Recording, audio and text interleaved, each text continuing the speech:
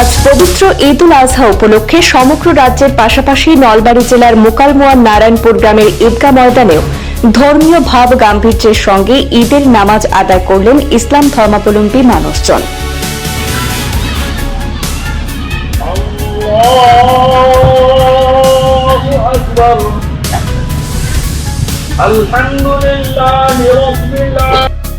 ইব্রাহিম আলাইহিস সালামে পুত্ৰ কোরবানি দিয়া বুলি যেতিয়া কোরবানি চলোৱাৰ পিছত দেখিছে যে পুত্ৰ ঠাইত ধুমধা কোরবানি হৈছে, তেতিয়া কৈছে যে আল্লাহু আকবার ওয়ালিল্লাহিল হামদ।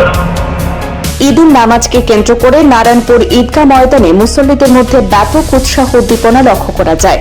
সকাল থেকেই দলে দলে মানুষ ঈদগাহ ময়দানে উপস্থিত হন এবং শান্তিপূর্ণ পরিবেশে নামাজ আদায় করেন। নামাজ শেষে প্রত্যেক ধর্মপ্রাণ মুসল্লি আল্লাহর দরবারে দেশ এবং জাতির শান্তি, ভ্রাতৃত্ববোধ, সমন্বয় এবং সৌহার্দ্য বজায় রাখার জন্য বিশেষ দোয়া কামনা করেন। পাশাপাশি সমাজের সম্প্রীতি এবং মানবিক মূল্যবোধ অটুট রাখার আহ্বানও জানানো হয়। পুরো অনুষ্ঠান শান্তিপূর্ণ এবং সৌহার্দ্যপূর্ণ পরিবেশে সম্পন্ন হয়।